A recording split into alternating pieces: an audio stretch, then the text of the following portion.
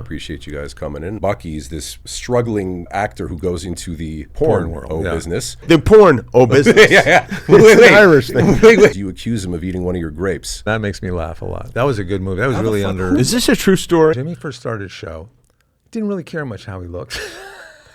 He was a little heavier. He didn't really have like the best fashion sense. You know, I wish, now, people say this, people like you have known me for a long time. I wish someone had said something then.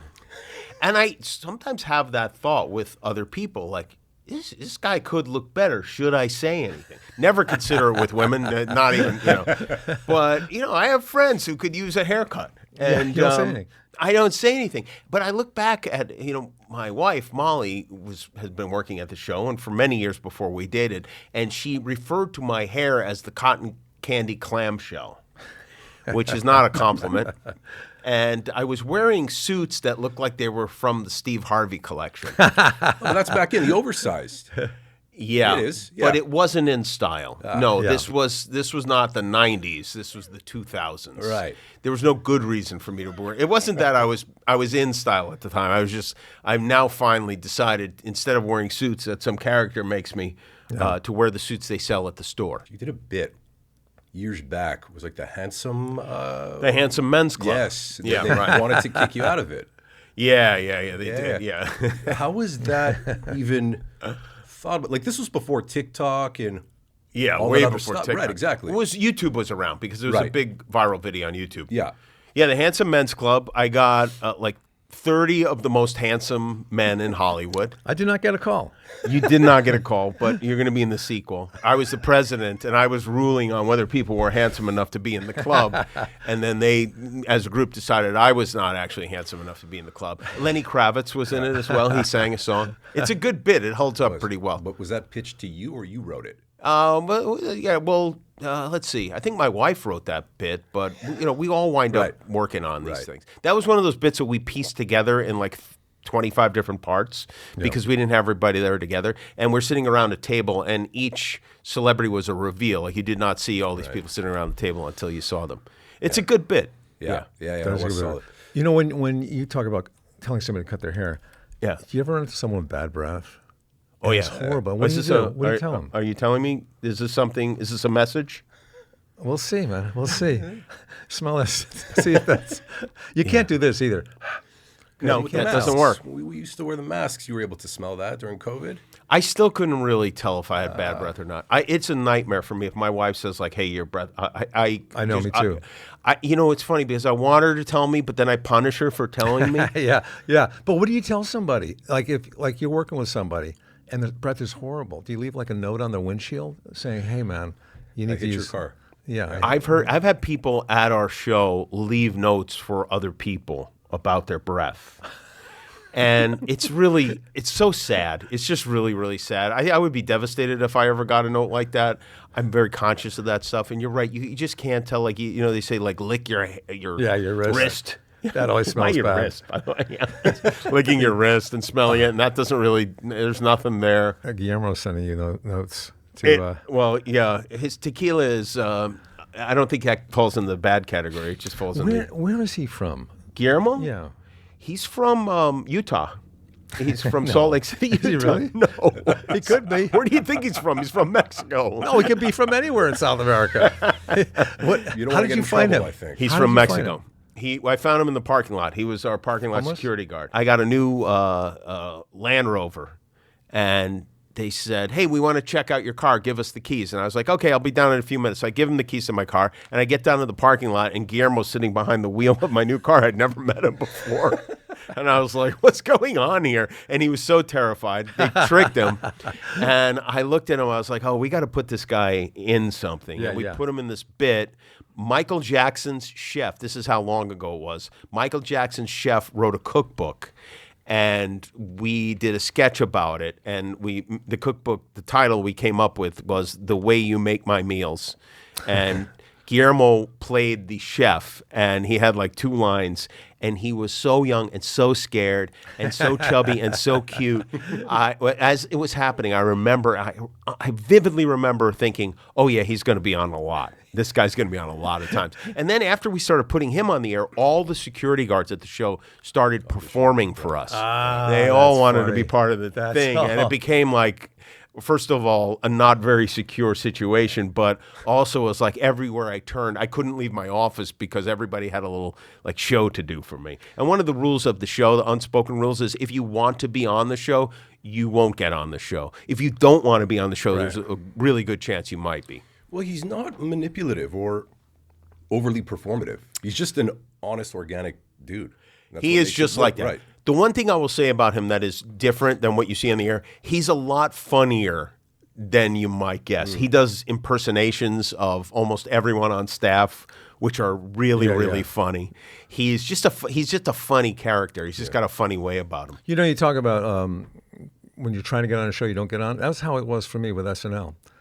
I didn't even think I wanted to be on that show. I didn't even thought about it because it was stand-up, you know? And then I get a call from Dana Carvey, who's got just selected to be on that summer for the next company. He goes, hey, they're looking for another cast member. And I told Lauren about you, and he wants to see your tape. So I sent my tape in. I'm not going to get on that show, you know? And lo and behold, they offered me a job on there. Disinterest is very powerful. They say that about dating. You know, you don't want to seem too eager or whatever, and there's all these dumb rules that you're supposed to follow to get people to have sex with you. But I think it applies in a lot of ways. I was the same way. You know, I was a radio disc jockey. I never imagined being on television. I didn't have any real desire to be on television. I wasn't against it, but it wasn't in my plan. And I would get calls from people, and they'd be like, hey, you know, we got this and whatever, and it's like a prime time. And I'd be like, yeah, no, I don't think so. And it kind of drove producers crazy to say no, because nobody says no to anything. Right. No, I know. Just let it happen. Right. Yeah, and it turned out then I finally got a good idea pitched to me, and I said, okay, yeah, I'll do that, and I did it, and no is a very powerful thing. I cannot believe how long you've been on. I know, right? To me, it just seemed, and same with, you know, all those other guys, Conan and stuff. It's like, where did that time go? I remember the earlier episodes. You had like Snoop on it. Didn't you have like Fred Durst on as well? You had a bunch of yeah. We would have, well, Kevin was on many times because we would have, I'd have a co-host for the week. Yeah. So we'd do 5 nights, and Kevin would be there for 5 nights, right, on the show. And we had, you know, sometimes it was fun to get somebody who was a novelty, like Mike Tyson, for instance. Right. But it made it so difficult to book guests because the bookers who book months in advance would say, well, who's the sidekick going to be? And we say, well, we don't know yet. You know, it's a big commitment to get somebody to come for a week. And they'd be like, yeah, no, we're not, until we know, we're not putting our celebrities on stage next to somebody one of these criminals that you round up to be your sidekick for the week. Association. Yeah, because they think about, well, how is this going to impact their career? How's it going to impact my money representing that? Like, there's so many different connective layers there. Yeah, and also just sometimes there's an element of danger. You know, one night we had Allie Landry, who was the Doritos girl. Do you remember her? I remember her, yeah. She's very beautiful, and she was on the show, and Mike Tyson was the co-host, and he was just sexually excited beyond words. Like, he was at full capacity, and I think he got down on his knees in front of her and started crooning, and she was terrified. And I had a moment where I was like, oh no, this could go really bad. I might have to hit him with something. We had one similar, right? Andy Dick. Yeah, he kept touching her leg, and I said, Andy, you must, and she was a good sport about it, you know. I said, you must stop touching her. And this is live. The show was live at the time. If you touch her again, you're going to have to leave. And of course, you know, you tell Andy not to do something, and he's definitely going to do it, which I hadn't calculated beforehand. He puts her hand right on her, and at that point, I was just like, all right. And I got up from my desk, and my Uncle Frank, who was in his late 70s at the time, he got up, and we dragged Andy Dick off the stage and out of the studio and finished the show. A bit. Not a bit, no. And some of those bits work the best. People think they're bits. Right, exactly. Yeah, like I was doing stand-up one night in San Francisco, about 10 minutes away from ending, and this big the audience to go, oh my God, they dropped their forks and their knives. A big rat was running along the edge of the stage and behind me, then into the kitchen behind the curtain. People are freaking out. And then apparently the chef went to try to get him. He came back out on the stage and right under my legs into the audience. And people are jumping up everywhere. You knew where the rat was because it was like the Titanic. Wherever the rat was, people were jumping up off it. And you know that people thought I had brought that as a prop. They thought that it was You trained a rat for years. Yeah. And it was a nice rat, too. It was like a purebred. It was like light brown with like a white spot under here. Right. Yeah, so that's... I like the idea that the chef was the one assigned to catch the rat. It was a surprise to him as well. Get it and cook it.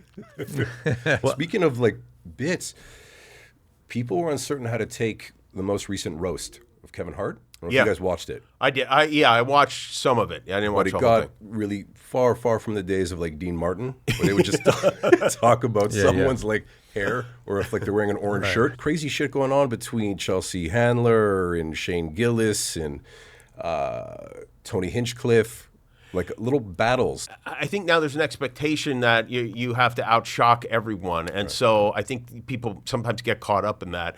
And then, like when you really you evaluate the material, you're like, oh well, that's outlandish. That Pete Davidson's father died in 9/11, and there's a group. There are thousands of people here now laughing at that. He seems somewhat kind of into it, like it's almost kind of therapeutic. He seems to have a good sense of humor. How can about you not it. like that? It's still weird, whether you have a good sense of humor about it or not. It is dark, but where Shane was taking hits at Chelsea, basically Chelsea was on a podcast recently, and she was talking about how they were just attacking her for her age.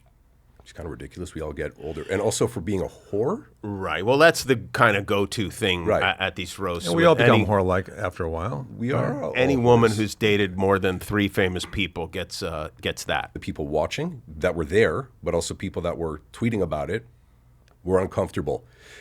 Do you guys feel that there's almost no limit to where, it seems like kind of not, where a comedian can go in terms of the shit that they talk? I don't know if there are limits. I think when people are laughing, it's hard to feel like there was a limit. So as a comedian, you're out there. I've certainly said things that were crazy. And you're telling me, right? You're telling me. I've been a part of a lot of those roasts, and they weren't exactly gentle 20 years ago. So I tend not to be, listen, you're in a room with a bunch of comedy writers. It's this comedy writer environment. You're in the room with a bunch of guys that are all trying to come up with the craziest thing. Everybody laughs in the room. Then you're the guy who has to deliver the line, and you look like you don't want to be the guy who's drawn. Suddenly you're the comedy police, and that's not a position I think most comedians want to be in. But also, you can understand, people are go, oh, what the fuck is this? Yeah. With that said, a lot of people seem to be laughing at it. I was pitching an animated idea for a show, and we got into a conversation about animation. You cannot get canceled. A character on a cartoon cannot get canceled. So you can say whatever you want, basically. But the voiceover guy could get canceled. I asked that Didn't same Hank question. Azaria have a lot of trouble as a result of the Apu character on The Simpsons? You got a Later point there, years, but he didn't get after like canceled, 15 did he? or so years, He right. didn't get canceled. He was fine with it from the beginning, but then when times changed, then it became hindsight. That's one of those things. Yeah, hindsight is tough. Yeah. Yeah. And it's also like it makes you go like, oh, really? Nobody had a problem with this 20 years ago. Now all of a sudden everybody's mad. Where were you guys then? Why are you mad now? Yeah, it is kind of odd, but the conversation kind of has been coming up with Entourage. You were on an episode of it. I was on the second episode, I think, of it. Man, you're such a fan Of what? of Jimmy Kimmel. You really got into my Wikipedia, didn't you? IMDb. I was just watching clips for like 7 Are hours. you Canadian? I am. Okay, I could tell. You sense it? Yeah. So polite. Which part? Your accent. But what part of what word? All of it. It's not overt, Really? but it's in there. Yeah, I sense it. But go on. Sorry. Okay, sir. So, Try not to be so Canadian. You should apologize. That's now. right, route. I think you should apologize for being Canadian. say You can be sorry. canceled for being. First off, wait. We don't say sorry. We say sorry. I'm sorry. And we don't say a boot. We say about. Well, I've heard a boot. I've heard a It boot. depends on what part of Canada. right? No. Depends on what you're wearing on your feet. There's no a boot? Really? What about- No one says that. What about A? Americans say that. Yeah, But they say it more like this. Hey, come on. Like Fonzie. Come on, that's the Bronx, baby. Wait, hey. do people say Italian? No, not. I mean, yeah, idiots Movies. do. People in the Midwest who are stupid do. Anyway, I'll send you links. You're going to see that they said that. Well, that's dumb. So Entourage. Yeah. Okay. How was that pitched? Did Doug Ellen say, hey, we want to get really meta with this. We just want you to be you, and we'll have Adrian Grenier on. As Vince. I have no memory of it, I've never seen it. It happened one night after the show in a period of about 90 minutes. Yeah. As I recall, Larry Charles, who was friendly with my girlfriend at the time, Sarah Silverman, asked me if I would do it, and I didn't even ask what it was. I didn't know what it was. I said, yeah, okay, I'll do it. And now once every like 3 years, somebody asks me about it. But I know I played myself, Yeah. and I know it was set at our show, but I don't know anything else about it. Yeah. About it. You probably watch old shows. Boot it. Boot it. You watch some of your old episodes, and you probably don't remember. I had this guest on. Oh, many times. Yeah. There are people I've had on the show 6 times that when we're out in public with my wife, Molly, I'm like, here's like, have we had this? Has this person been on the show? Has she been on the show? She's like, yes, a lot of times. I go, okay. Oh, hey, how are you? Good to see you. But wait, have you guys had that with lovemaking? Like, No. Okay. Masturbating, yeah. I was in Hawaii once, and my wife and I are going to take a jacuzzi at the hotel, and there's another couple in there. And we get in the jacuzzi, and I realize it's Michael Bolton and his then wife. Nice. Nicole Sheridan? Yeah. Or Nicolette Sheridan? Nicolette Sheridan. Yeah. Whoever it was.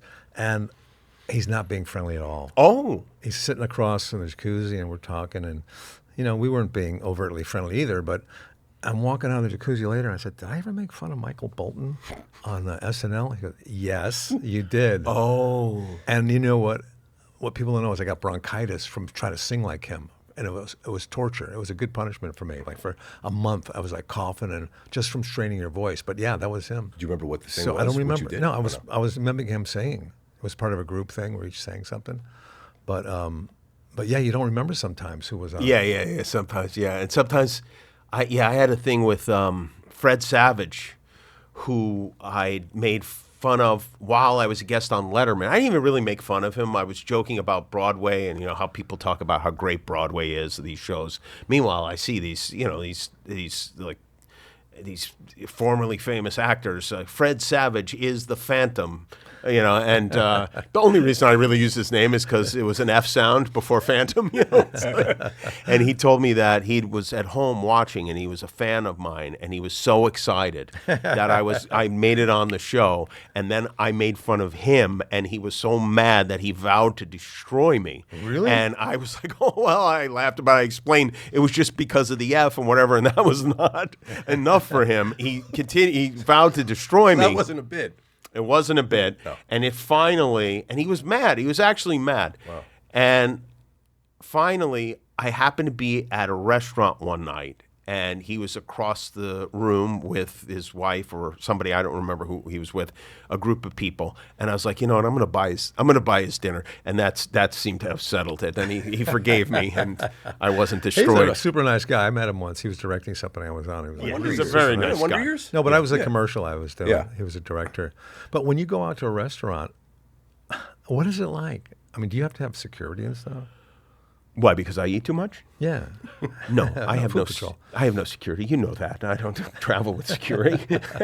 When I go to a restaurant, it's like the same as when you go to a restaurant. What do you think? Nobody's excited that I'm there. A friend of mine was telling me he was in England, in London, and he saw Paul McCartney outside a store, and some girls are, want to talk to him and take pictures and stuff. And he goes, no, I can't. And then he sees him and goes, how are you out here alone like this? He goes, I'm not alone. He points to the cars. There's like a couple of cars with security people in them, watch them through the tinted windows. You know who I saw when I arrived at LAX? I saw Mandy Patinkin. Oh, yeah? Yeah. His head was on a swivel because, as a celebrity, you don't want people taking photos of you. Or I took a photo of him, but he didn't. He didn't see that I did. You always see. You think that he didn't see. Mandy saw. Mandy sees everything. Mandy saw, yeah. People think you don't see. I used to do that too. I remember seeing Parker Stevenson and Kirstie Alley at a petting zoo when my older kids were really small. And I was like, holy shit. the Hardy Boys are here. And I was videotaping my kids, and I just kind of just gently pointed it over at them, and I thought, just so I had proof that I saw them. I went back to the kids, and then I thought, oh yeah, they didn't see me. But years go by, and you realize that when people are taking pictures of you, you almost always know it. Yeah. You just try to proceed with your life. There was a guy in a train station I was at, and he in New York, and he was like the Monopoly guy, with the rich guy with a hat and just really. He had a top hat on? He had a top hat on. Huh, he had a big everything mustache? going on. Big mustache, really bright clothes. And I tried to secretly take a picture of him because I want to draw him, So I'm kind of going like this and stuff. And he's with another guy there. And finally, the other guy comes around to me and goes, if you want to take a picture of him, it's okay. I said, oh, okay. Yeah, I didn't know how he felt about that. I was so embarrassed. I do that too. I will whenever I am somewhere sitting alone, like if I'm outside a store waiting for my wife, I get a little notepad and I'll draw people. Yeah, I try to draw them real fast as they're walking by, or if they're sitting there, and they always see me. It's different so because embarrassing. They know who you are.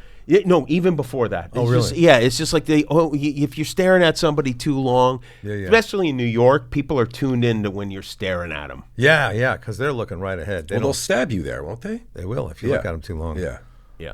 But I've noticed now that as I get older, people linger less looking at me. Really?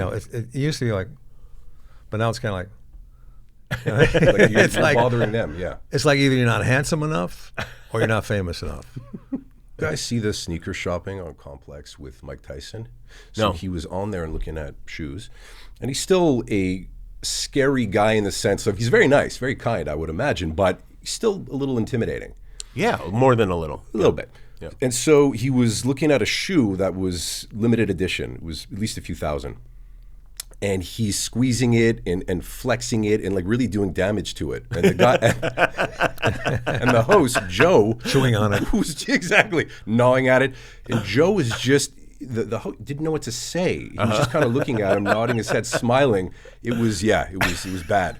And I then, like that idea. That to me could be a whole show. Mike Tyson touches things too hard. You send him in the Fabergé egg. He starts throwing it. When I was first out in L.A., I was walking through a mall over on Pico. And you know how you walk down the mall part and then you come into like a Nordstrom or something and there's like that shoe rack there? I'm walking down the hall and Lucille Ball is there. Oh. And she's got a shoe in her hand.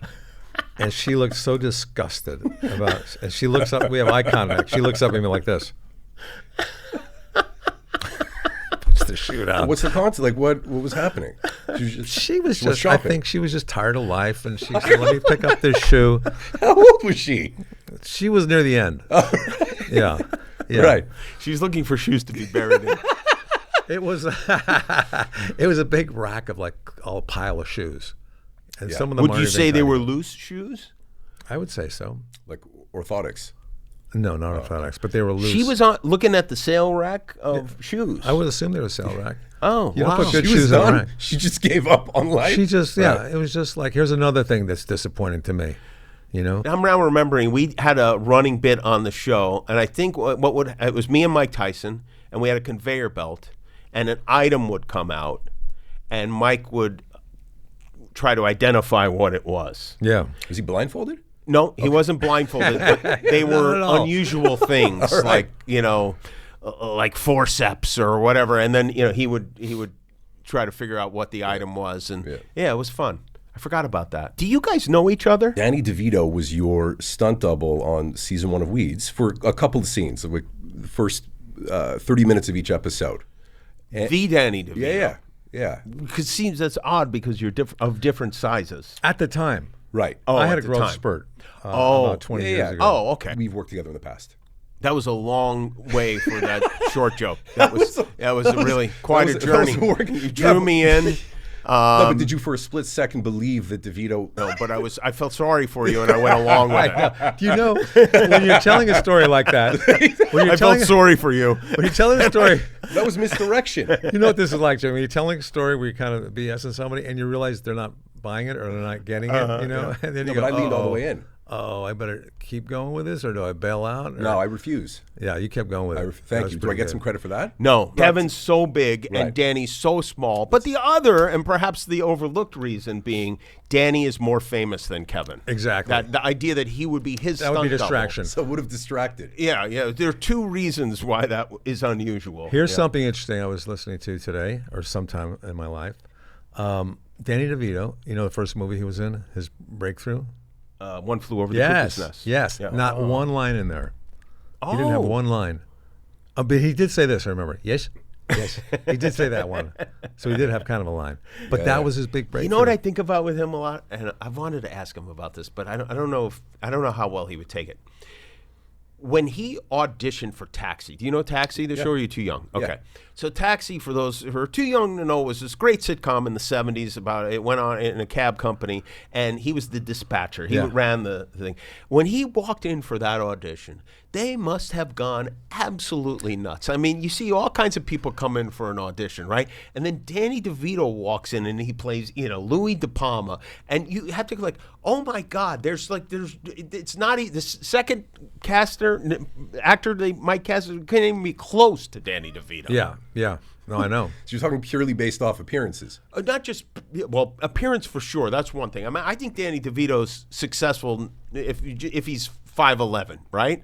Right. But to also be that size and to look like that and to come in, it's just like somebody handing you a stick of dynamite. That's why Taxi was so successful. They had that eye for, Yeah. Christopher Lloyd. Back to the Future. Christopher right? Lloyd. Oh my God. Andy yeah. Kaufman. Andy Kaufman. Latka. Jeff Conaway, maybe they veered a little bit. Yeah, I think they. That guy at the beginning, you remember the guy who was kind of the normal, like kind of handsome guy Yeah, that they yeah. wrote out of the show after the first season? Oh, yeah, right. I think his name was Jeff or something like that. And then Mary Lou Henner. Mary Lou Henner, right? Of course, Judd Hirsch. Hey, Judd Hirsch, yeah. Yeah. That was a great cast. Oh, man. it's a great Those show. Are that's one of those series that you say, I should go back and watch that again. Yeah. You know? I think I've seen every episode 11 times. Have you? Yeah, because it was one of those shows that they'd rerun late night in Las Vegas when I was growing up. And so, and there were not that many of them. I think they only did a couple of seasons of the show. Yeah. So you'd see them over and over again. Just remind me, how many times did you watch Entourage, the show that you were in? 0 times. 0. A total of 0 times. Yes, Okay, yes. cool. I'm suspicious of people who love the show, to be honest with you. Sometimes people come up with a great deal of excitement. They're like, oh, you were on Entourage. I'm like, get the fuck away from me. No, but what? So you're serious? Yeah, it's not my thing. Yeah, I Right. don't know. It just seemed like it attracts a certain breed of douchebag. 8 out of 10, I enjoyed it. Oh, 8 out of 10. Okay, enjoyed all right. it. Yeah, Well, yeah, wait till yeah. you see Taxi. You're going to go crazy. Go even further than that. Yeah. There were a lot of good shows back then. I auditioned for a show once. Maybe I told you this. But I got like 5 callbacks. And I was at Paramount. I thought, oh, looks like I'm going to be working on this show. That was pretty easy. I was like 26 at the time. And I left left and I waited a week, didn't hear back. Waited 2 weeks, didn't hear back. And the last word I heard from the producers were, we're not getting any closer than this. Not getting any closer than this. Jim Burrows was the director. Oh. And I heard they're looking for older people. They're going to go a different direction, look for older people. Sam Malone on Cheers. Oh, for Cheers? Yeah. Wow. Because they were looking for somebody. You never told me that. Wow. I was keeping it from you. So what? It didn't make sense. You were too young to be a retired baseball pitcher, right? Sorry. Yeah. But they said they liked me because I was a bartender, an ex-bartender, and I played football. Who the character was at the time, he was an ex-football player. Then they changed it to baseball. Kevin's So- quite an athlete. Have you ever seen him participate in sports? I haven't seen footage of that. I remember seeing you kick a ball and being very impressed by that. Yeah. Well, I played football, rugby, and soccer. But football was one of these things that I always wanted to play, but I never did because I switched around high schools and we traveled a lot. But we play sandlot football, and they were tough games. We were playing like gangs, like across the city. We played at the football field, no refs, and we had the pads and all that, and it was brutal. And I had a good arm. Yeah. So I graduated college. I played soccer and rugby, and my friend Bill goes, hey, we could go play football at Fairfield University in Fairfield, Connecticut. It was right down the street from us for their club football team. All we have to do is take 1 night course, 3 credits. So we did that, and the team wasn't that good. So the starting quarterback got hurt, so I became the quarterback and the kicker and the punter. And I got MVP for that year. And then my buddy Bill got like All-American, whatever they give, for the being an offensive lineman. And And it was fun. It was like my dream come true. I mean, I'm calling plays, and they're all they got uniforms on, they got refs. So you didn't play in high school at all? No, but we played. Why didn't you play football in high school? I was short. I was like 5'8" when I graduated, 5'10". Huh. Yeah. Also, we were like, Until weeds, that growth spurt? Yeah. Yeah. I was shy. I was shy in high school, And, I was 2 years in one high school and then 2 years in another, so you don't really get to work your way into the cliques. But so the next year, we're working out and stuff. We're going to go back and play again. Like, I'm like 22 now, right? And we go back the next season, getting ready, really excited to play. And the coach calls us into the office. He goes, guys, you got to be taking 12 credits now to play on the team. So I think one of the quarterbacks behind me was angry that he wasn't playing. And they did some research. They said, these guys are like ringers. We got to get rid of them. And that quarterback was Joe Montana. Tom Brady. You know Joe Montana? Yeah, Joe Montana. Different guy. I know, it's the actor. Hi-oh. Joe Montana took a part that I was supposed to do in Saturday Night Live, a sketch. Which one? It's called the masturbating one? Yeah, Mr. Honest. Oh, that's one of the best sketches. Yeah, isn't that I great? was thinking about that the other day. Yeah. He's like Mr. Honest guy, they'll... I was thinking about that the other day because I thought, how ballsy for Joe to do that one. Because that's, Yeah. Describe what that sketch for. Well, everything you say to him, he's totally honest. You say, would you like to go out to dinner with us tomorrow? You join us, our group, because we really like you. He goes, no, I don't really like you guys. I can't remember the exact things, but it was that kind of You thing. remember the ending, the closing joke. Yeah, pretty much. It was there. He goes. They're like, okay, well, he goes, I'm gonna go upstairs, and he said, oh, you're going to bed? He said, no, to masturbate. That was.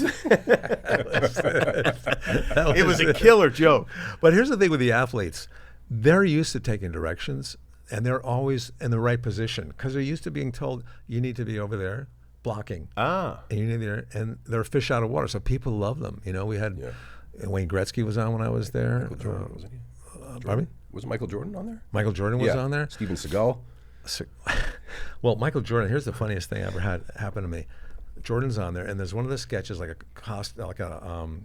carnival kind of where you try to get the little basketball through the little hoop, and we're in rehearsal, and he just can't get it through. He can't get it through. So I'm walking by. I said, Michael, look at the 2 tenths. Just take the ball. So I went right through the hoop. He practically killed me. But that's one of those things where you take a chance, and if it works, right. Not like my DeVito thing. Did you? Do you mind if you're watching? I don't know if you're still watching SNL these days. Do you at all, or not really? Yeah. I usually watch it. Yeah, my daughter's starting to get interested in it. She's 11 years old, so it's kind of fun to watch with her. Yeah. Does that bother you if you see cast members break during a sketch? I don't know. It doesn't really bother me, no. But I've not been through that experience where I'm in the back room toiling and writing these sketches. Sure. 5 in the morning. I think it's something you take personally more than anything, right? And plus, sometimes if a sketch is not good, it helps. Yeah, it helps. Yeah, Yeah, I get that. It should be reserved for sketches that are going poorly. Yeah, I agree with that. I agree with that. But also sometimes I can understand it because sometimes there are certain people, and hey, Kevin, you're in this category. You're not at the top of the list, but there are certain people that when I introduce them and then they walk out on stage from the back, I start laughing. Because there's any kind of serious look on your face makes me laugh. And Zach Galifianakis is like that. It's just when he comes out, it's just like, I don't know, just something about it is preposterous. When the same cast members are doing it all the time, it's kind of like you're up all night writing a sketch, and it's a good sketch, and it's got a good ending, whatever. And then when the actors are cracking up in it, it's like it takes away the whole premise of what's going on. And so that's why I don't like it. And then it's just a cheap way to get laughs from people. It's a different kind of a laugh. So you always think that they're fully aware of it, and that's part of the thing. I think sometimes part of the punchline. Partially, or they just Kevin don't. doesn't even like laughter in general. He's against it. Yeah. You look down on when they laugh, when they lose control in that way. People have fun. Even your No, audience. I'm all right with that. Oh, you are? I'm doing the thing with him. You're doing the bit. And I'm like, The DeVito thing you laughed at. Yeah. that was a fake laugh. That was courtesy. I was on Roseanne's show once. She had a talk show. I was on that show once, and she hit me on that show once. She smacked me across the face. I don't remember why, but she also as I recall, because my friend Jason was one of the producers, and he asked me to do the show, and I was like, okay. And this is a long time ago. And I had to go somewhere after, like I had something else I had to do work-wise after the show. And she took hours I mean, it was like she was in her dressing room, and the reason I was told, and I believe this story, is the crew had fried chicken for lunch, and she had some kind of catered meal delivered to her dressing room, and she smelled the fried chicken and wanted the fried chicken, and they were out of all the fried chicken had been eaten, and she threw a fit and would not come out of her room until they went back to the restaurant and got her some more fried chicken, and she ate the fried chicken, which did happen. They had to send somebody to the restaurant, got her the fried chicken, she ate the fried chicken, and only then did she come out to complete the show. Keep the camera off. Don't film my reaction to that stuff. I did The Daily Show. The Daily Show may have been the first show that I did. Yeah. What's the vibe on that, though? Like, if you look back, I don't know if you dwell at all, but if you look back at years where maybe it wasn't as smooth, are you ever feeling and kind of putting yourself in the present day, being like, fuck all of the doubters? Not really, no, because I wasn't me then. I certainly didn't have any experience. It's not like I would have been good at it if I'd done it. You were doing the Man Show back then, right? Yeah, this is before the Man Show even. I was on Win Ben Stein's Money. I was the co-host on that show. Oh, that's right. Yeah. And I'm sure it would have been very bumpy, and they probably wouldn't have given me the job after seeing me try out for it. But I don't really think of it like that. Plus, this is hard to tell that stuff in a meeting, right? And you never know what they're like looking for. They're probably looking for somebody that people might want to look at late at night, and I was not that person. Yes. Right. You worked up to it. Was that kind of a joke around masturbating? What? The not looking at you late at night. Oh, no, I think when I started at ABC, Michael Eisner told me to lose some weight. And I remember being offended by that. But looking back, it probably would have been a good idea. Right. Because people, it is something, it might not be the first thing we think of, but it is somewhere in their brain. Like, if you got two people who are equally appealing, you're probably going to go with the better looking one. Letterman, I always looked at, witty guy. I know you guys both like him a lot. Love him. And he never changed who he was for the sake of a guest. No, yes. Right. If a guest was either potentially rude to him, or he wasn't necessarily feeling that guest for whatever reason, or someone canceled on him, he would call it out. There's a real honesty there. You a little bit kind of remind me of him. If you were an asshole on Letterman, he made it clearer that you were an asshole. He did not kind of like help. Yeah. He wasn't there to help. And I remember the first time I was on Letterman, that was the biggest thing in my head, because at that point in my life, I was completely devoted to the Letterman show. And that's how I judged celebrities. Like, if Dave seemed to like them, then they were good, and if he didn't, they were assholes. Did that apply also to like Johnny Carson years? Would he call people over? He would do that with comics that he liked. Right. That always seemed kind of cruel to me in a way, because if you don't get called over, right? Is that true. I mean, you did Carson, right? I did, and I got lucky to get called over. Right. Yeah. It was like the highlight of my career. I mean, more so than SNL or Weeds or. It seems unnecessary, though, to do something like that, doesn't it? Yeah, either do it for everybody or don't do it. Yeah. You know? But it was a thrill, man. I've never had a bigger natural high than that. That was it? Yeah. Oh, my God. Yeah, it was just, I'm still floating from that. Wow. Do you still replay it? Replay it in your head? In my head, yeah. I mean, I was so scared, man. Walking, I rehearsed the thing like every second in my head, my 5 minutes I was going to do. I got to be talking to you now. And I'd be nodding my head, but really I'm going over my act in my head. Oh, you know what I mean? Really? Oh, yeah. And then the curtain opens up, and they introduce you, and the curtain opens up, and I forgot my act. I forgot it. I forgot my set. I'm walking all the way out, that shiny black floor. I get out to that little T, and the audience is applauding still, and then it's dying down. The last clap, I remembered it. Oh. And then I had such a great set. Applause breaks, big laughs. And I finished, and I was so relieved. And I walk away, and Johnny, get a little one of those from Johnny. And I go behind the curtain, and Jim McCauley, the segment producer, goes, "All right, that was great. That was really great. Okay, stick around. I think Johnny wants to talk to you." I'm like, "Get out of my way. Johnny wants to talk to me." And he goes, "Oh, you got enough stuff to talk about. Go on." So after the commercial, I go out there, and I had a couple like pocket jokes that were really strong, and just crushed. And I was just walked out of there. I was like, "Whatever you want, I'll give you." I'm just nothing matters anymore. It doesn't matter. Were you on autopilot almost when you were doing your? Were No. you present? No, I was hands on, squeezing the. I was like flying that thing. So you were very, very present. Oh yeah. When's the last time you watched that? It's been a long time. Yeah. I see it in my head all the time. Huh. You know what I mean? But Was yeah, that the most nervous you were? Yeah. Oh, I had cotton mouth. I would smile and my lip would stick to my upper gum like that. I didn't want to lick it because people would think I was nervous. So I try to adjust by bringing the lower lip up a little bit. It's funny when we have guests that are nervous. I'm like, "What are you nervous about this show for? It's not the Tonight Show. It's not Letterman. What's to be nervous about?" But I still have the cassette from my answering machine. Everybody that called. Oh, that's congratulated me. great. Yeah. I mean, it was Gary Shandling, Bob Saget. Oh, that's Paul so Reiser, good. All those people back then. Oh, that's great. You gotta. Have you digitized that? You better. Yeah, I did actually. Okay, good. I digitized everything. I took all my photos out of these albums because we have boxes in our garage full of albums. They weigh like 100 pounds. Had them all digitalized. And it was like the thing I'm most proud of now, aside from the Tonight Show. You got to release that.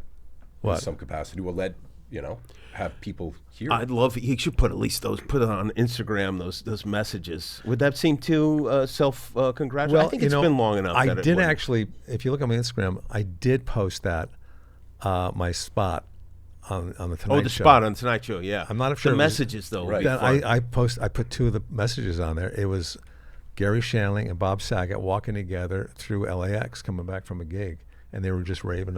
Gary goes, "I haven't seen it yet, but I'm going to watch it when I What get year home." was this? That was '84, August. So were they calling from a payphone? No, I think they had cell phones. They had cell phones in Those are the big ones. 1984. I have the answering the machine. brick in like the case, the suitcase, I don't know. because that's how they used to carry those. Are you sure it was them? You know what? Maybe it this wasn't. it might have been a therapist.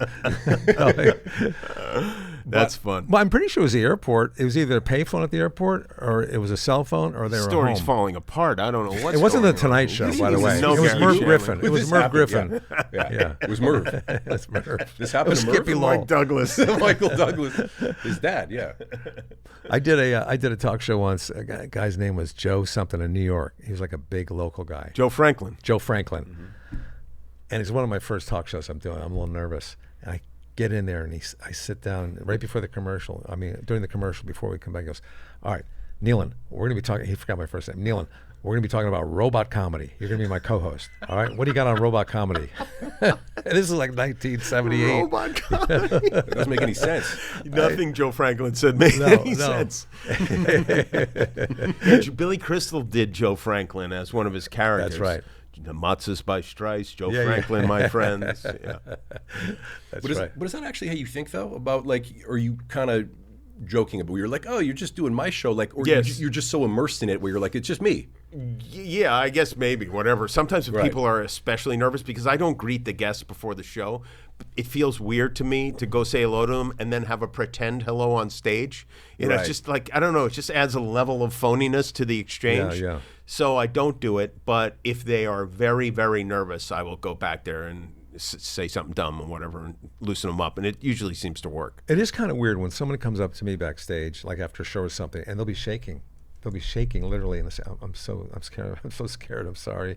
You know, you're. Yeah, right. You People know. get nervous, yeah. And it makes you feel awkward. It's like you don't need from me. No, save that for somebody else. Right. You know.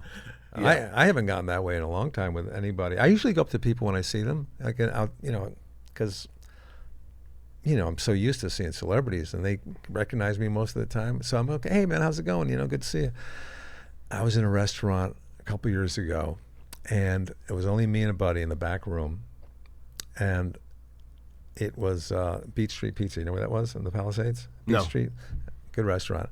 So I'm sitting in the back room with a buddy of mine, and he goes, "Is that Julie Andrews and Julia Roberts over there?" I go, "Yeah, it is." Oh my God. Together? Together. They were having lunch.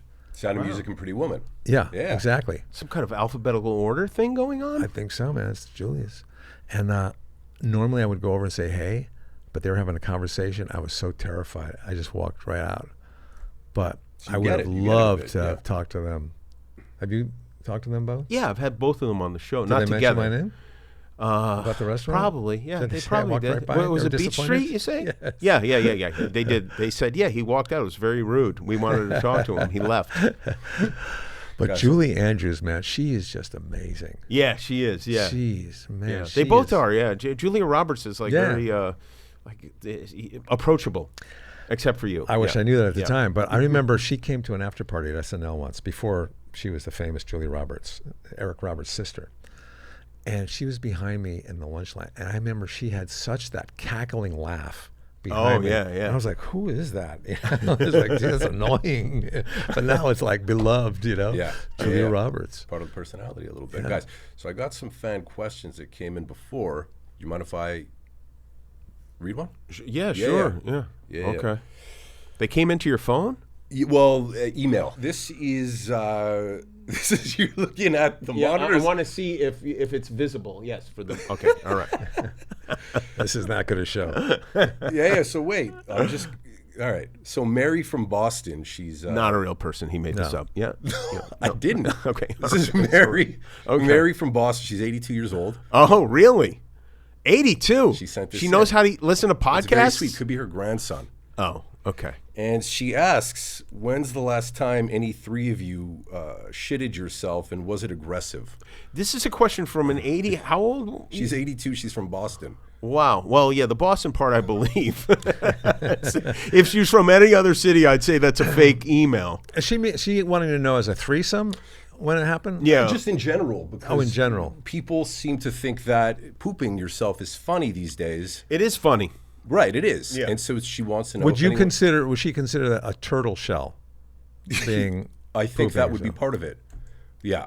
You know, Dax Shepard told me he wanted to do, and he hasn't. I think that he was serious about it. He was planning to do a whole podcast that was just just people's stories about shitting their pants. I listened to that. And I was like, sign me up because I got a lot of them. You know, last time I shit my pants. Who was the guest? Oh, I did almost shit my pants on the show. I really did, and it was about probably maybe 5 months ago. It's usually my body shuts down. Like if I have the hiccups or something like that backstage, they turn off as soon as I hear the theme song. It's a weird thing. I never have to like pee during the show, but one night I was very uncomfortable. I was very, very, very uncomfortable and visibly sweating. And they were the two of the shortest interviews that I've ever done on the show, and I was even talking fast for whatever reason. Like, you know, I still have a certain amount of time I need to fill, but I was going at top speed. And I remember my second guest. I think I talked to them for like 5.5 minutes, which is not as much as they usually go. And I was like, all right, well, you know, I plugged the movie, I go to commercial. I'm like, let's get the fucking band on, let's go. And I just had to. It was. It's embarrassing, Do you you know. remember which guest so we can watch it back? When do you fart? If you have to fart during a laugh? Every time the audience laughs, I fart. Drown it out. It makes sense. I'm going to text Erin, our producer at the show, and see if she remembers. This is Who the guest was? I was ringing doorbells in Connecticut around Halloween, and this guy fooled us. He came running up behind the house, and we all ran as fast as we could. I mean, we were like, I was terrified. And my 4 buddies went straight. I made a left. He decided to follow me. You know, like how a tiger follows the lone antelope. Yeah. And he came up behind me, grabbed me by my shirt collar, and he lifted me up. And right then, a little poop came out of my. It was just like pushing cotton. That's all it was. It didn't like fully stay. It hit the underwear. And Went back came in. out. It came out. And goes. Oh, I'm getting out of here. It Went back retracted. in. Retracted. Oh, that's really still cool. there to this day. pushing cotton is one of the great phrases. It's a good one. Pushing cotton. Pushing cotton. I'll usually say I'm crowning. I'm crowning. Crowdy's a good. That's a good one. I was crowning at this time. That was crowning. One question. There's a few other ones, but I scanned them, and that one jumped out at me where I felt like that you would have That enjoyed was the that. important one. Can't to you ask. like Yeah. when you during the break? Can't you say I've got to talk to my producer about something and run back there? No, it was. I knew it was going to be an operation. It was not. It was not going to be over quickly. It was going to. But it happened. You did. The shit landed in the pants. No, I didn't shit my made pants. it. I almost did. Yeah, I almost Oh, okay. did. Yeah. So that's good. Constipated. Yeah, it came real close. That was good. Yeah, but I've shit my pants a few times. Here's the worst thing about being famous, okay? When you have to go to the bathroom really badly, so badly that you have to pull over and go into a restaurant or something. Yeah.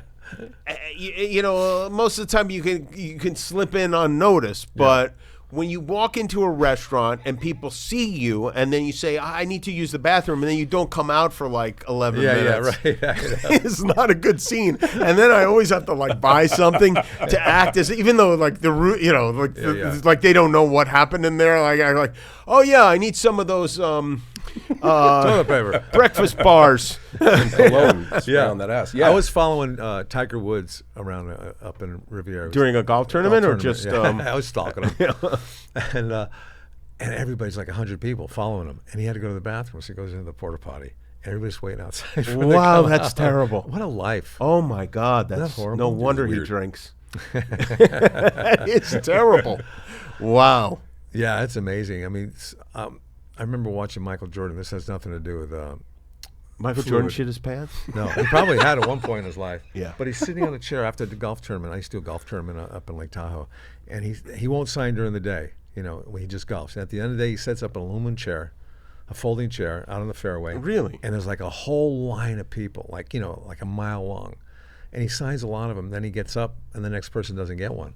And he walks off and they're all like, oh, Michael. And I go, you know, what's that like being you? You know, he goes, it's never enough. It's never enough. Yeah.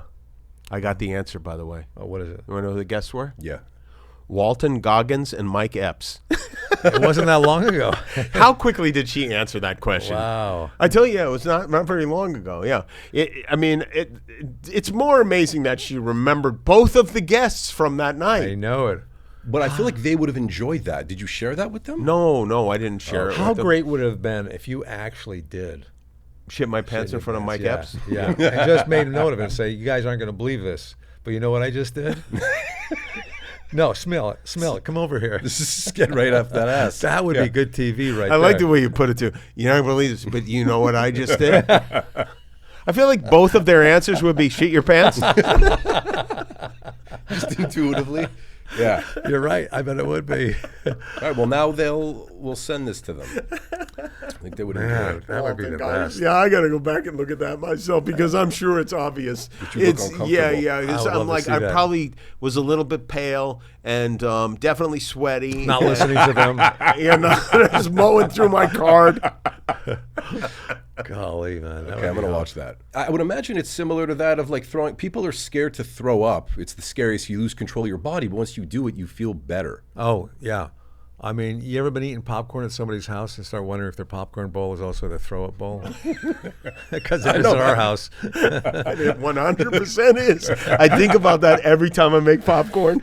I'll see somebody eating from a bowl of popcorn. I'll be thinking, little do they know, last night I was just barfing so much into that bowl. Hey, you want some popcorn, Kev? No, that's Put all it right. next to your son's head when he's sick.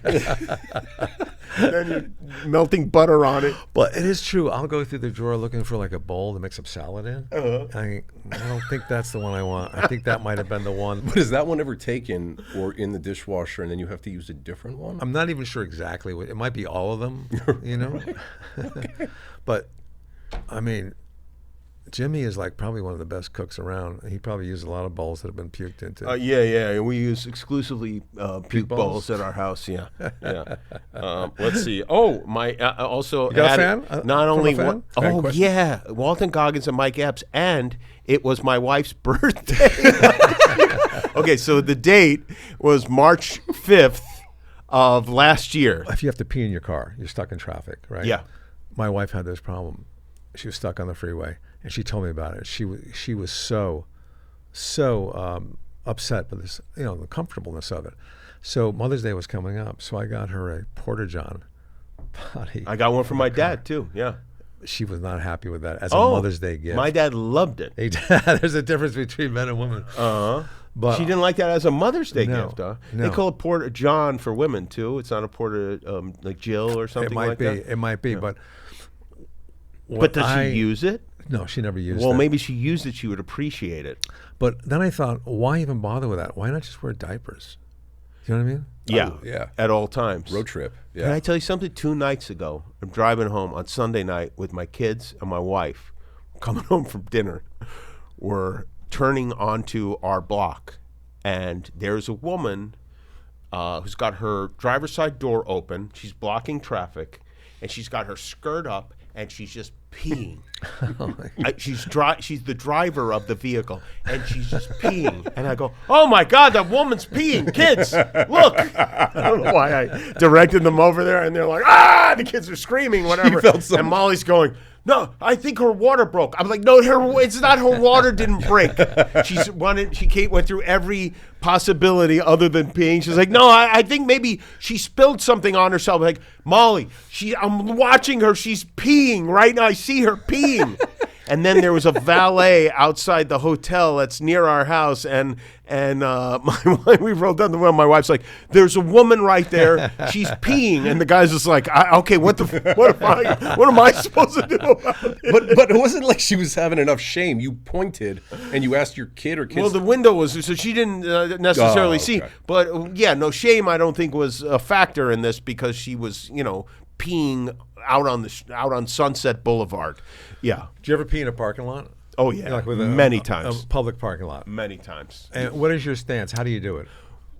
Probably the same way you do, where I move around as if I'm not peeing. I like walk a little bit. Outside of the car? What? Yeah, outside of the car. Yeah, outside the car. Yeah. Here's what I do. What do you do? Park alongside of a car. I open up the driver's door and then the back passenger door. So I got the little box there. Uh-huh. And then I start peeing there, and I'm reaching up like I'm trying to out of the car, and I'm on my phone, peeing all over the seat in the back. That's good, yeah. But no, that kind of works. I like that idea. Yeah, that's double shield. Yeah, but it is the whole moving thing helps. But you guys don't get like the wide mouth bottles that you can just do it as you're driving? Well, you'd have to do like a Snapple bottle. You'd have to plan for Gatorade, that. yeah. But like the extra wide, like the 30-liter bottles you get for working out. Or you get a big gulp cup. Bend your penis forward.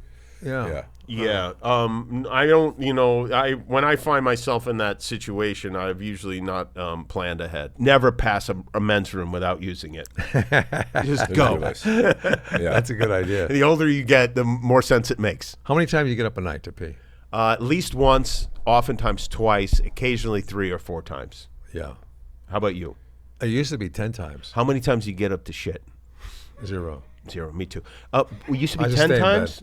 When Yeah. was it 10 times? Because of my age, prostate. And how did you cure that? It was horrible. 10 times. It got to the point where I kept a bottle near the bed, Yeah.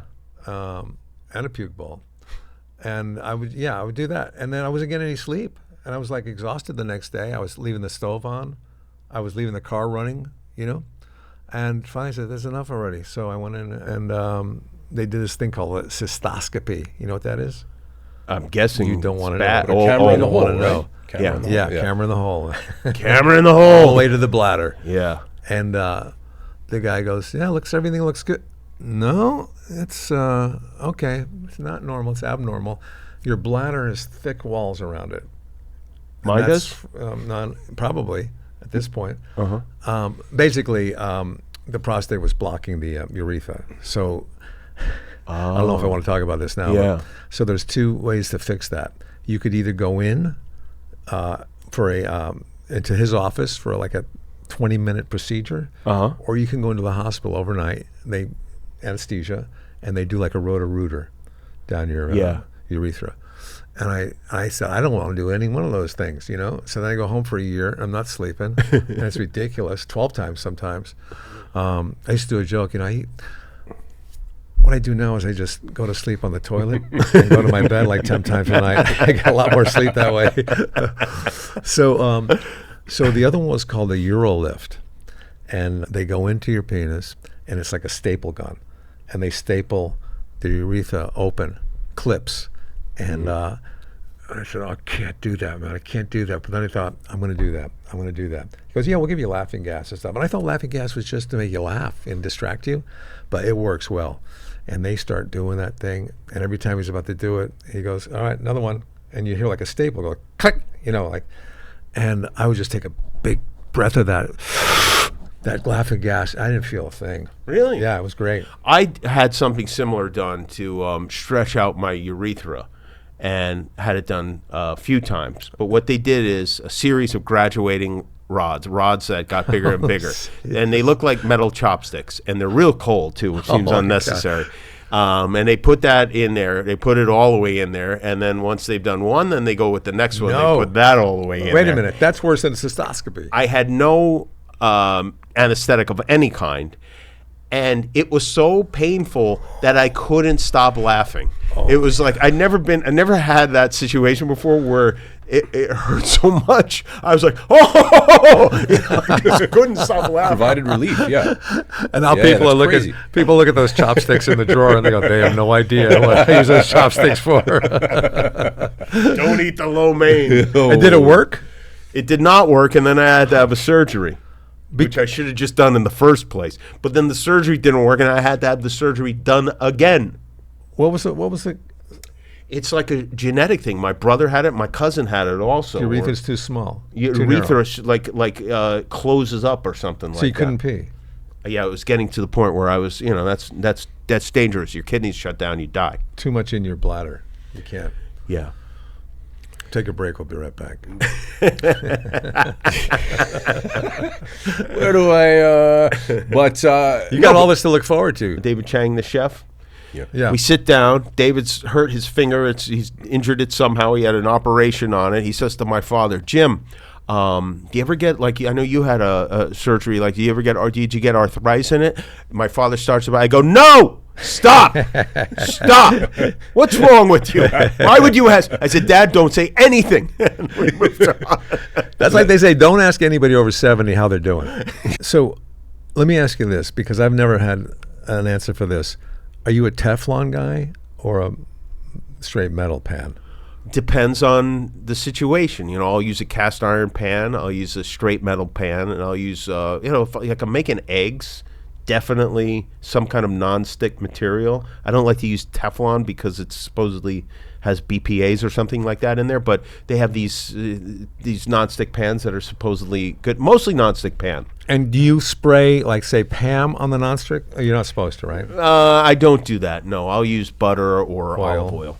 what would you say is the best non-leaching pan? Green pans that I have no way of Right. knowing whether they actually work or How's not. your health? And they're Yeah. not as good as the Teflon nonstick pans. I mean, they'll stick a little bit, but What about Tupperware? What do you like in Tupperware? Tupperware. I have a lot of different types of Tupperware. I know, I'm kidding when I said that, but it is true. Having good Tupperware, like to store food. There's nothing better than going to Costco and getting a fresh box of whatever brand Yeah. Tupperware is now, that the lids all are there and they Yeah, I match. know. Have you ever been recognized if you rode? Yeah, I cut some bicyclists off once. You probably happened this before. And the guy like gave me the finger, and he rides up alongside me. I'm at a stoplight, and he leans in. And he goes, "Hey, there's a 3." Oh, hey, man, how's it going? Where you going? I said, I'm down to South Bay. He goes, oh, cool, man, cool. I'm a big fan of yours. I said, sorry about getting within 3 feet of you. Oh, no, don't worry about it at all, man. It's not a my big fault. deal. Yeah, but road rage. We have a funny thing at our show, because we're all going to work every day, and so sometimes somebody like cuts you off or whatever, and then for me they work for me, and so like that's always a fun thing. Like you get sometimes it's happened with guests arriving at the show. No. Yes, we once had a guest lay on the horn when my wife was trying to make a left into the thing, and then they both pulled into the same lot, and then that guest was like, "Oh shit, is that Molly? Is that Jimmy's wife?" And this Oh, is somebody my that God. we now know very well, and we've yet to address it. Yeah, what I think the best thing that works when somebody gives me the finger or they're really angry, I'm getting a lot more beeping lately in fingers. Yeah. I just smile at him. I wave. I go, hey, thank you. That really gets me pissed off. One time, this is the best road rage ever. It was really simple. I'm on the 405 freeway, and this guy pulls up behind me. He wants to get around me. He can't. And finally, he zips around me, pulls right in front of me, and he's got a sunroof in a sports car. And up comes his hand through the window, the big finger. Really? Yeah, he just drives away through the sunroof. I thought, that's pretty cool, man. I got a water bottle thrown at my car on the highway. Not in Canada. in Canada. Must Across have the been border. an American tourist, Must right? have been Mary. No, this I was on the highway, and this guy tried cutting me off, and it gets dangerous, and you hit certain speeds, so I just let him in front of me. Anyway, then I was tailing him a bit. For about a few minutes, he brake checked me, slammed on the brakes a bit. I then went around. I left this part out. Then I went around, cut him off, slammed on my brakes a few times. He then went back around, opened his window, and I'm not going to, as you're going 100 kilometers an hour. So what is that, 60 miles an hour? You think we know that stuff? That's what is that in Celsius? 20 degrees. So lowers the window, and I don't look because I'm like, why am I going to engage with this? But then water bottle just, man, he's Canadian. Wow. Was it a plastic water bottle? It was. Wow. So that was thoughtful. Yeah. That was Not thoughtful. too bad. But Did you pee in it afterwards? It wasn't big enough. The whole Wow, thing. you're How a big man. does it have to be? I mean, like, is your urethra that? It's the circumference. It's like a garden hose. Circumference. You're not going to stick the whole thing in there. Yeah, but As you he said. know you don't have to put your whole I don't want to mess in the car, and I don't want it to smell like urine. go out. Yeah. All So right. I put like about 3 or 4 inches. So you carry empty bottles in your car in the event that this might happen. only longer drives, I see. Okay. and then I go about 3 or 4 inches deep. You don't have to go balls deep into the bottle to pee.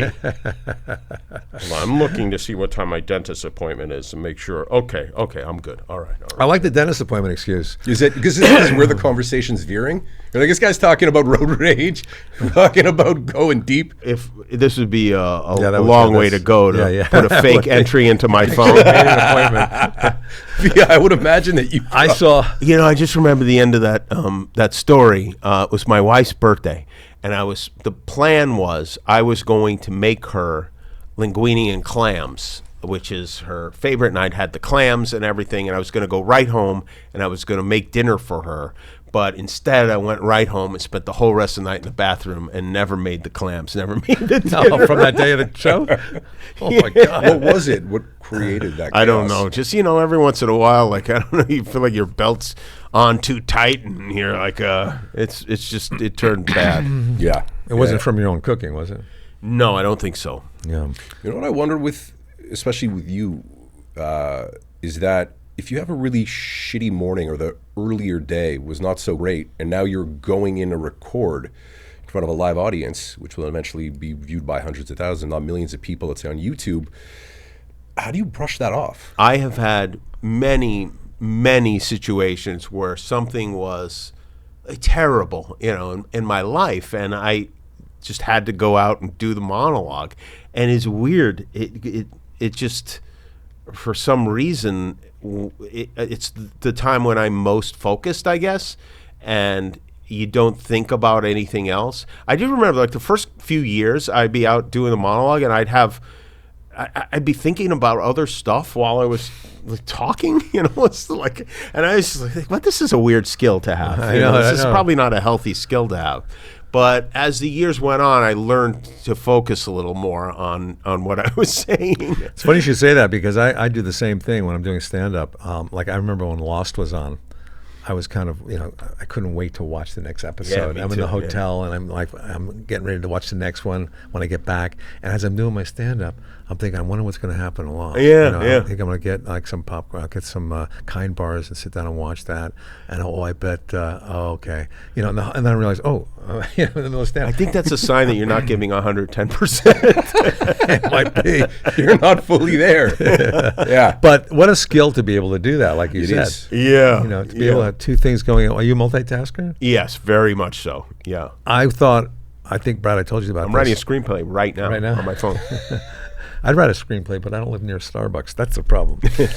My wife has been nervous about me because I've been doing stuff like putting a gallon of milk in the cupboard after I got a glass. Okay. Or I leave the stove on or the car running.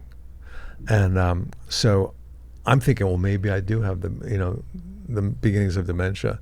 So I go do this fundraiser for Alzheimer's, and there's all these neuroscientists there.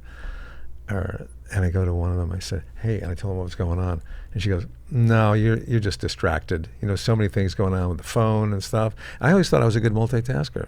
I could still multitask a lot of stuff, you know? Like, you know, when you're on the phone, does Molly ever go, hey, can you please pay attention? You know? I'm like, I could do that. Do you know that there's no difference between your normal conversation and your stand-up comedy routines? Like the whole time I'm thinking, like the way you set up a joke is the same way you tell a story, and then I can't help but feel disappointed at the end when I realize, oh no, this is an actual issue. You have no idea how many people say that. They say, and it just like ends. I have no finish. Even when I'm reading your Instagram posts, like you'll have an Instagram post that's like 400 words long, and the first like 380 words seem really sincere or whatever, and you realize, oh, this jerk off is just fucking around. That's very rare that I do that. But let me tell you, and I don't want to be the old guy or whatever, but I had the same thing, and I asked my doctor, and he said, you have to, because I wear the Oura ring, you know, and he said, if you don't get more than 1 hour of deep sleep, you just will forget things the next day. Because I was really getting really worried. I was like, I can't remember the names of people I know. This is, you know, whatever, like some days are better than others, whatever, and we just determine that. And every time I have that problem, I look at my Oura Ring stats, you know, it tracks your sleep and whatever, and it's like, yep, 52 minutes deep sleep last night. I'm like, there you go. Good, that's good to know. Yeah, because it is good I think to know. that's probably what mine was, because I'm the same way. I cannot remember names. I was telling somebody about a book I read where the guy comes in, he finds his aunt dead or whatever, and I knew the actor. I couldn't remember his name. Isn't that, it's Bryan Cranston, who I know. Who you know, yeah. I know the name, and I know him. That's crazy. It's like, here it goes, man. That's what they say. The beginning is forgetting names, but maybe it's asleep. No, but it's similar to the computer, right? Like, don't we just kind of natively, instinctively remove certain things from But storage? not Bryan Cranston. You know, it's like when there's somebody that is not only somebody that is famous, but then you know personally and like have known for a long time. Yeah, yeah. Oh no, a lot of people like that. Yeah. So there's an issue there. There's a problem. But other things, you don't feel like, okay, you got to clear Directions. Now that I have Waze, I don't need to remember where anything is, so I rely on that. And God help me if I don't have cell service. I think that's one of those things. I also think like lyrics to songs. Now I can't learn any lyrics to songs, but I know if I hear Andy Gibbs shadow dancing, from like 1979, I remember every word of that fucking song, and yet I can't remember the name of the security guy who I see every day walking into the building. Yeah. Here's what gets me: when these older people tell you how to get somewhere, they're standing by your car window. All right, here's what you're going to do. You're going to go down Simpson Lane. Second stop sign, buddy, I got GPS. Just give me the address. Yeah. They're like describing to you how to get there. You go, no, we don't do that Yeah, anymore. it's weird that people still do that. When that was the only option, I can only remember 3 turns at a time. Yeah. So I would just sit there and pretend to be listeing to the whole thing. I listen to the first 3 turns and then think, when I get to the 3rd turn, I'm going to ask somebody else for the next 3. But it's similar with if someone asks you for directions and you don't know, do you ever just make it up confidently so that you feel better about yourself? No, no. That was one of the great things about Crank Anchors. You could mess with people so much. Yeah. Like I would say, okay, here's how you get there. You got paper and pencil? He goes, yeah. Okay. You go down Main Street. Okay. You got it. You take a right at the first stop sign. Got it. Make a left at the second light. Got it. You go about 3 miles, you make another right at the stop sign, and just keep going and going and going until they say, okay, now by now you should be in Wyoming. You're writing this down, read it back to me. I would do that with phone numbers of that old character, Elmer, I did. Yeah. Okay, give me a number, darling. They'd be like, okay, it's 323-850-805, 850-850.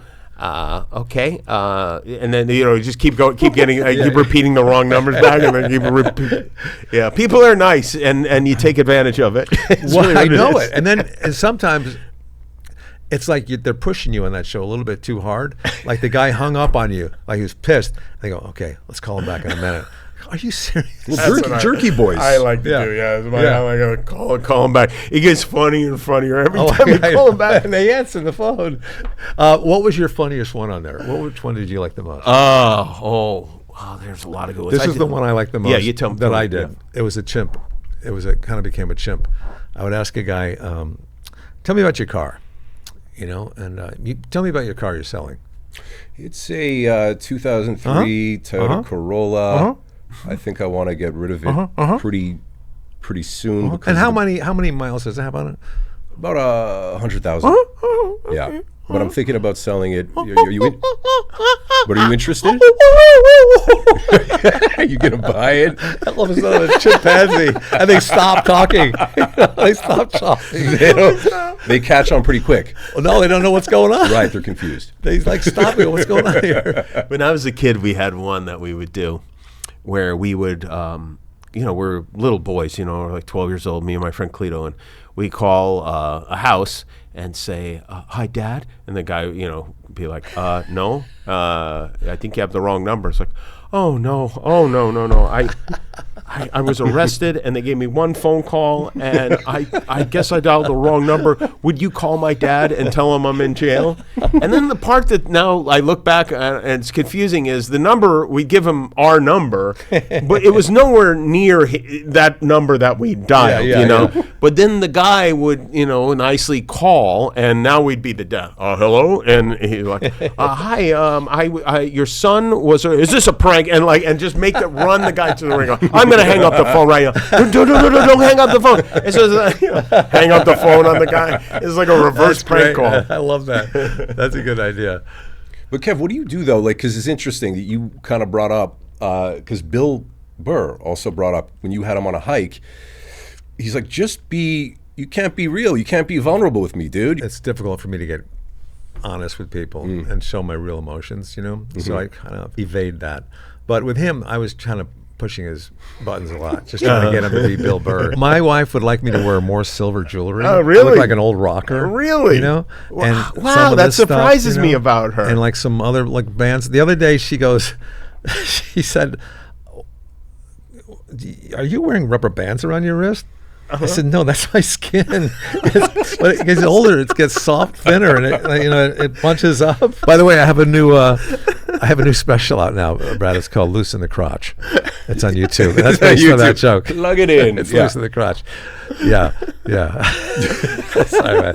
There's a joke. So Susan wants you to wear jewelry, like a Steven Tyler type of situation. Yeah. Really? Not that much though. So if you stepped into a boutique, really nice spot with like some fashion jewelry, you wouldn't get anything? Do you see any jewelry on my body? But if you had to. You don't have If I had to get jewelry, what scenario would there be where I would be forced to get jewelry? No, but if it was pure pressure. If you had a Super Bowl ring. A Super Bowl ring I would wear. Yeah, a Super Bowl ring I would for sure wear. Yeah. What if you had diabetes? I would wear that too. Okay, so Yeah. you'd wear What it. do you mean? Oh, you mean like a Yeah, the emergency. a bracelet? Sure. Yeah, it was really utilitarian. I usually do wear an Oura ring, but I'm so anti-jewelry, I wear it in place of my wedding ring. I said to my wife, "What do I need with two rings? Is it okay if I wear this as my wedding ring?" It's on the charger right now, so I forgot it. And she said, It's on the "Yeah, I charger. don't care, whatever. It's fine." And so I just wear the one. But where's the wedding ring though? Where did you say that He was? forgot. The wedding. I don't wear I wear the Oura ring on my wedding finger because it's just another. I bought my wedding ring at Costco. You know when celebrities will wear a piece of jewelry, everybody wants it. It becomes a thing. Yeah. So I bought this ring at Costco for $330. And I wore it, and I did some interviews where I talked about wearing, buying it at Costco, because it's kind of funny. My wife's ring is from Tiffany, and mine's from Costco. How many came in the box? Well, it wasn't that far off because I actually lost the ring, and I had to buy another one. And because I had been wearing it publicly, it went down to $300. It was the same ring. It was 10% I feel like that's real. That happened. cheaper. Yeah, that did happen. And then later I found the ring in the bottom of my backpack. So I have two of them now. You want one?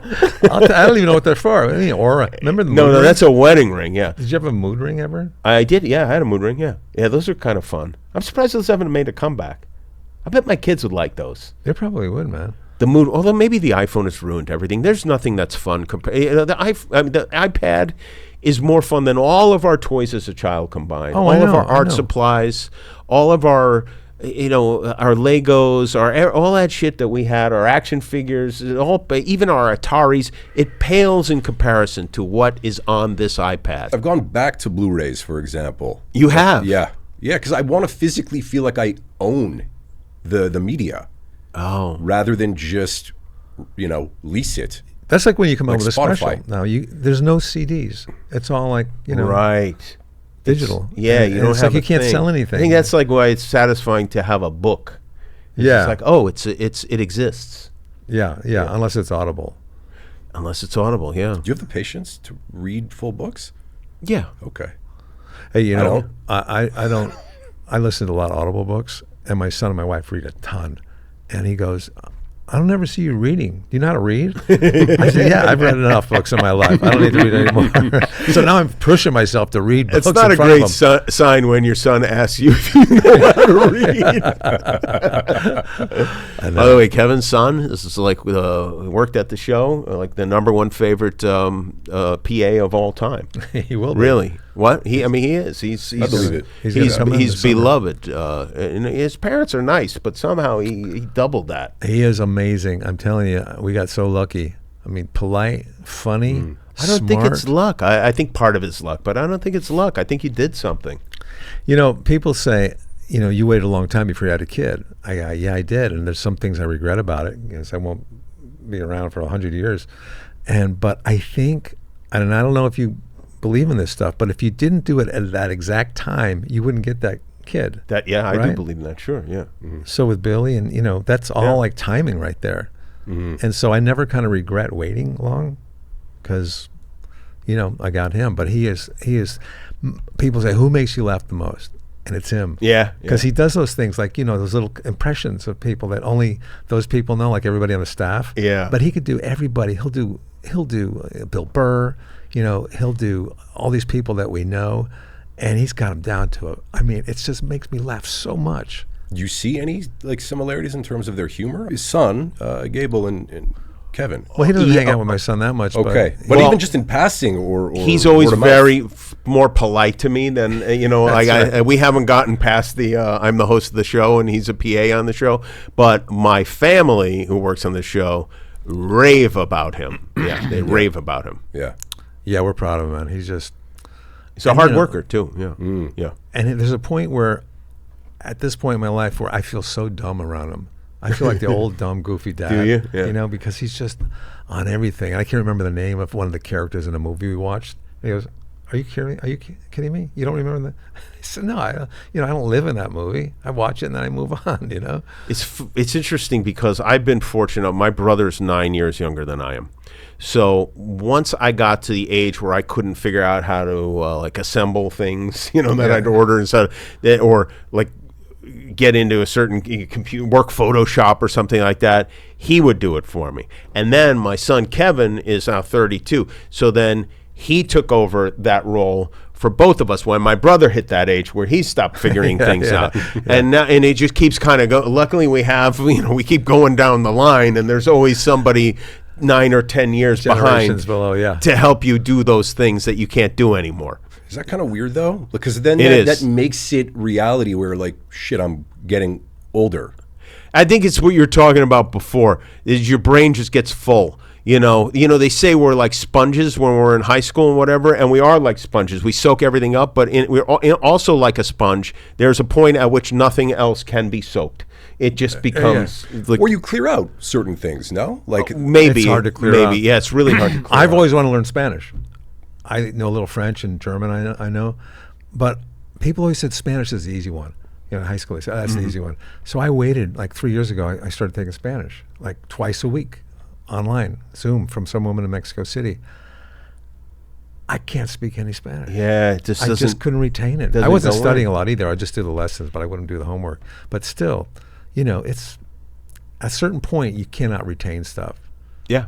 And you do clear stuff out. It's like when you forget names. You cleared those names out. But there is, I think, a certain innate ability for humans to be able to kind of move on, process. Yeah, we clear things. out. Right. Doesn't necessarily mean that's other space is being filled, though. It's just being cleared out. You don't think then it gives the ability, even potentially emotionally, to allow other things in? Personally, I've not experienced that. I have a thing where if somebody's examining me for something that's really odd or different, I get tingles. It makes me feel so good. And if they could bring in like 4 or 5 other specialists to look at it, and it makes you feel special. That's interesting. Specialists make you feel special. And I just get all kinds of tingles. Like, you want to look over here more? How's that? Does that look good over there? Isn't it funny, some of the things you like want to brag about? Like if I go get an eye test and my vision's really good, like I want to tell people. Yeah. Who cares? Bragging about like if I open the freezer and like like an ice cube or like a pack of peas comes out, for some reason I have very good reflexes. I'm able to snatch that item before, and then there's never anyone around. No one ever saw it. I know it. And I've gotten to the point where I thought I should put a motion sensitive camera in the freezer to capture these magical moments where I'm just snatching things. I want others to see it. I don't know why. I'm the opposite. I'm the opposite now. I don't know if my nerves are dead or what emotionally, but I'll make like 20 minutes making oatmeal, my favorite oatmeal, everything in it. And then I'll take it and I'll be bringing it over to the table and I'll drop it by accident and it'll splatter everywhere. And I just look at it. I don't like swear or anything. And my son looks at it and he goes, I look at him, I start laughing. It's like I don't even care. For some reason, it doesn't bother me anymore. Really? I think it's I dropped it. It broke. I'll have to make some more. I experience sadness when that happens. You do? I know, yeah, more than like, God damn it. I go like, especially if I've made something like the oatmeal in exactly the way I wanted it. Well, I was having a filet mignon, and I was cutting it up at the cutting board. My girlfriend at the time was in the washroom. We're getting ready to go out. And as I was This, by the way, was the most Canadian sentence that you've spoken so far. Between the filet mignon and then the washroom. I was cutting it at the cutting board, as you do. And I lost track of where it ended and where it began, and it flipped over. And so all about 8 carefully cut pieces of the filet mignon, Angus, falls on the floor. I ordered more. Did you really? I was mad. I would have eaten that without any hesitation. Here's No the chat hesitation. GPT question I had yesterday. I had a box of blueberries, and some of them had mold on them. And Okay. I love blueberries, and they're expensive too. Yours come in a box? That might be part of the problem. Not more than the What do they mold. come in, a jar? A little It's a little crate. container. Yeah. Cardboard. Did you get this at the Container Store? Comedians have to have a good memory where they do recalls. Only for and they stupid get- Nothing important, of course. Yeah. So typically I take the ones with the mold on off of, and I throw them away, and I rinse the other ones off and I eat them. Yeah. Right? Yeah. So I chat GPT'd it because I haven't been checking labels lately. And I almost had some half and half coffee creamer that's like 2 years old. And so I chat GPT and says, no, you got to get rid of the whole container. Really? Because there's spores, especially with fruit. And we'll pick it up. But, I've been doing this for years. So it hasn't really it's too affected much. me. They're too expensive to get rid of. I'd rather. Really, you got to get rid of the whole deal. That's what they say. I mean, unless maybe you get some of that fruit soap. Raspberries is another one. Oh, yeah, raspberries. Some of them will get a little moldy, Quick. and That's you quick. pick Mushy. through them. Yeah. And but I would eat them. Do you know that the little sticker on fruit is edible? I did know that. Yes. Yeah. Yeah. I always Sometimes eat it. I'll just eat that. It fills you up. Sometimes I'm on a fruit sticker diet for a while. But isn't it sad that the apples, and it's been a gradual thing, the apples you get in a grocery store are so bland.